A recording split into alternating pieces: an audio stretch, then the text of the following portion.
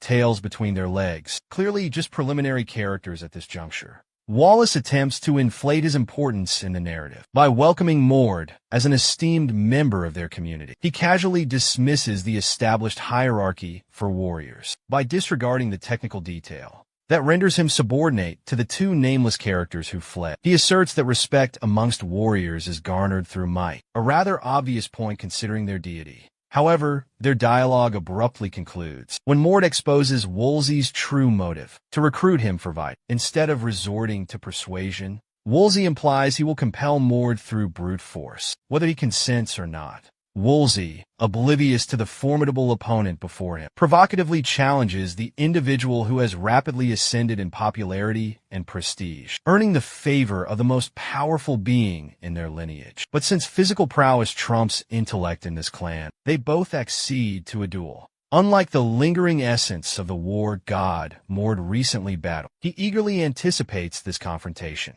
He craves this fight as a crucible to forge his honed abilities. Willis favors his bare hands, dubbing them impulse gauntlets, likening himself to the weaponless Burnus warriors. He prattles on, urging Mord to unleash his ultimate form, oblivious to the intricacies of the technique. However, his incessant chatter abruptly ceases when Mord brandishes his own impulse gauntlet, poised for a brawl. While Willis grapples with the reality of his predicament, Mord lunges, initiating the skirmish with a swift kick. After channeling energy into his hands, his subsequent strike, powered by the impulse gauntlet, is devastating enough to leave the golden-haired behemoth grounded. Astonished by Mord's meteoric progress in a mere 4 days, the display of dominance doesn't conclude there. Mord electrifies his mana like a super scion, leaving Willis utterly dumbfounded that such a formidable warrior had to exert his full might against the unremarkable Disley. Witnessing such a dramatic improvement at an astounding pace, Willis directly questions Mord on how he achieved. However, Mord doesn't feel obligated to explain himself to Willis, so he simply indulges in an internal contemplation, revealing that he currently draws power from two distinct sources: the benediction of the deity of combat,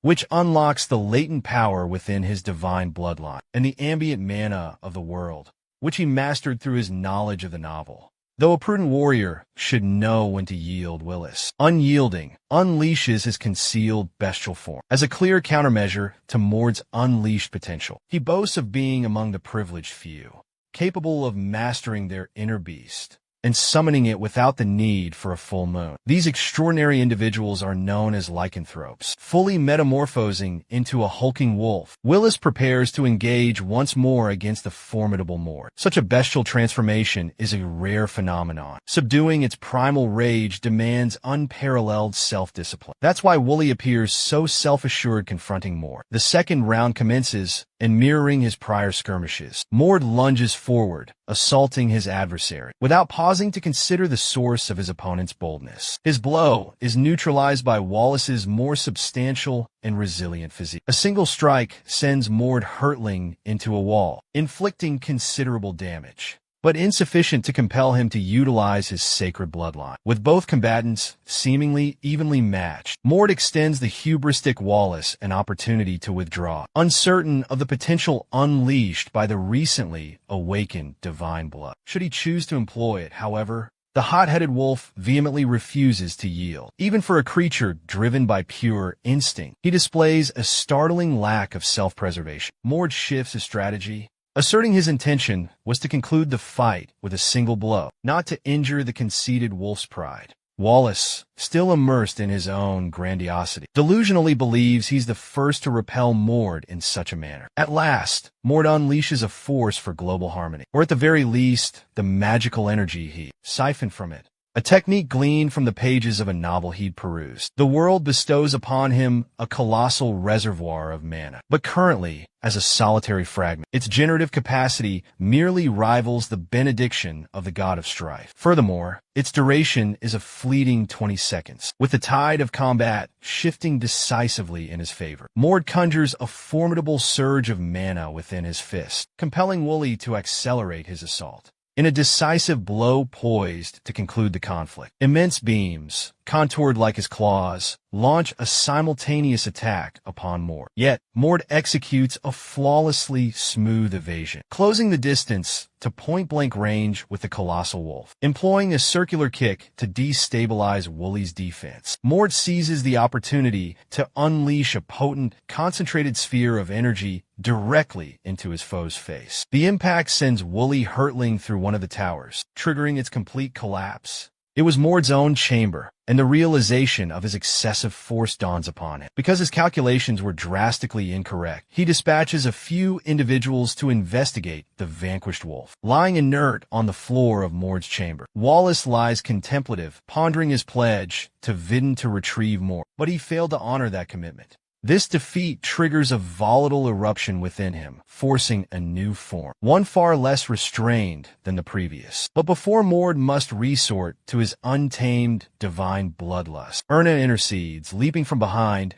and striking Wooly's neck with a swift kick, propelling him across the floor. These siblings possess a remarkable talent for dramatic entrances. The underlings protest that she defied Vidin's explicit commands, but her intervention was imperative. Had she not acted, Wooly would have been incinerated by Mord's rage, for he lacks the ability to control his secondary transformation. She then addresses Mord, offering a cordial greeting, but Mord's attention is completely captivated by the jarring contrast between her powerful physique and her delicate, charming visage. As anticipated, she opted for the elder sister tactic, but is utterly humiliated when Mord rebuffs the endearment. A look of revulsion etched on his face. She's swiftly corrected by her aide, who highlights the glaring deficiency in her approach. Mord fostering camaraderie with a lineage that offered no aid during his perilous times, only intervening after he displayed superior aptitude compared to the rightful heirs. Erna and the entire castle staff are astonished by Mord's triumph, vanquishing an opponent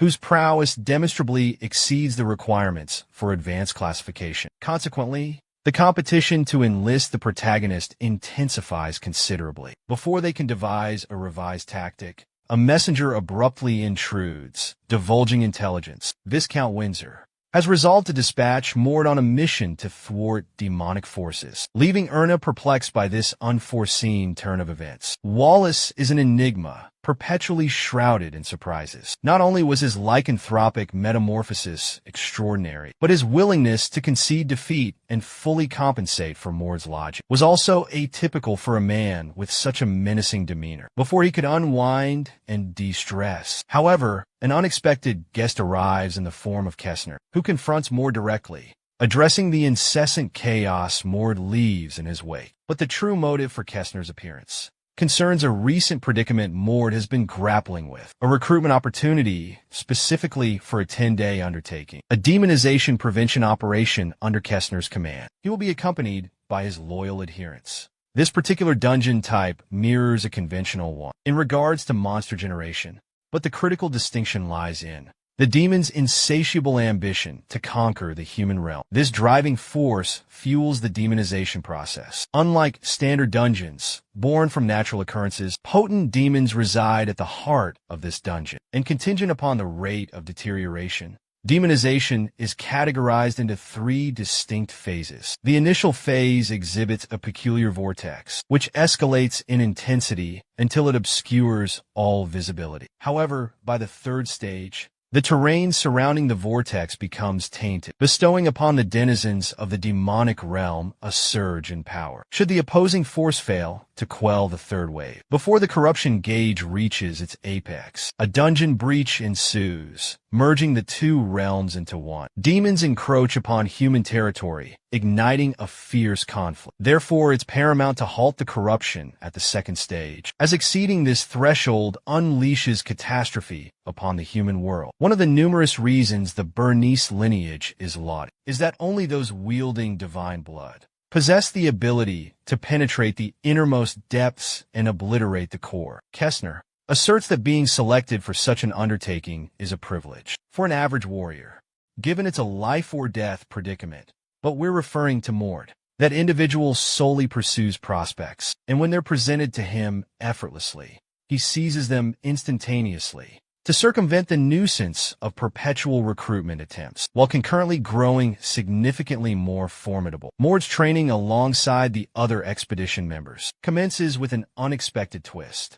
None of them are arrogant individuals asserting their dominance over the newcomer. Instead, everyone embraces him with such genuine warmth and open arms that Mord is, for the first time, rendered utterly speechless. Kestner entrusts them to their own devices under Ericsson's leadership, until he completes the sepulchre of the deity of combat. Ericsson subsequently introduces Rick, a seasoned warrior of comparable prowess, along with another ostracized individual, Bernice, who shares the responsibility of assisting Kestner in the dungeon's depths, alongside Mord. Although Rick doesn't appear to be the most loquacious member of the group, they somehow successfully endure the entirety of their 10-day training regimen, and subsequently await Kestner's return outside the entrance of the tomb. Kestner reappears after a mere few hours, but promptly departs to assess Mord's development, only to be reassured that the individual remains the same formidable anomaly, who adapts with the extraordinary facility of Maharaga from Jujutsu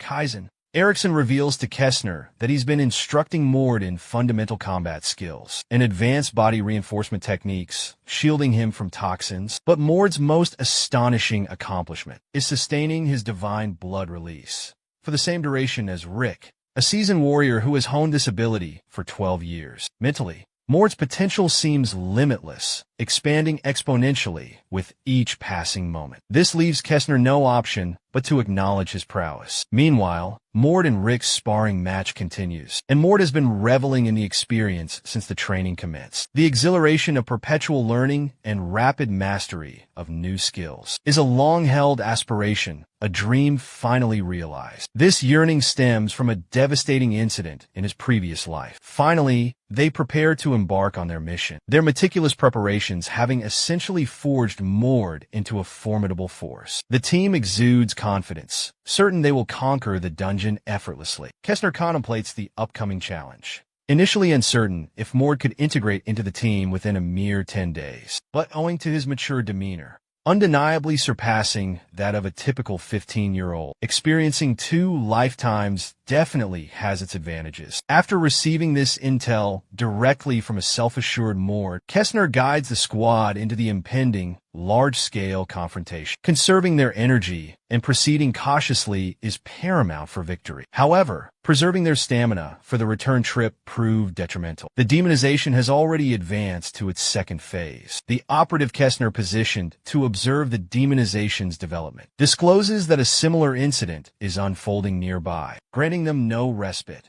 Although the deterioration hasn't commenced, these demonizations possess a propensity to fuse with anything available, including each other, which drastically accelerates the deterioration rate to perilous levels. Without the opportunity for recuperation, the team heeds Kestner's command and charges directly towards the nucleus to obliterate it immediately. The nucleus is a towering structure radiating malevolent energy, resembling something straight out of a cinematic spectacle, and it's encircled by a legion of hellhounds, comprising a truly daunting force. Nothing seems to be progressing in their favor, as a horde of orcs bolsters the lesser adversaries. Their menacing, crimson eyes betray a threat far surpassing that of common orcs. At Kestner's command, Mord and Rick partially unleash their divine essence to accelerate their advance, shielding themselves within a barrier of divine blood. The expeditionary force initiates its onslaught, meticulously maintaining their designated roles and formations for a swift and decisive eradication of the enemy. Each individual demonstrates exceptional prowess as a warrior in their own right, effectively compensating for any discrepancies. Despite decimating a substantial contingent of the hostile forces, the enemy's rate of proliferation surpasses their capacity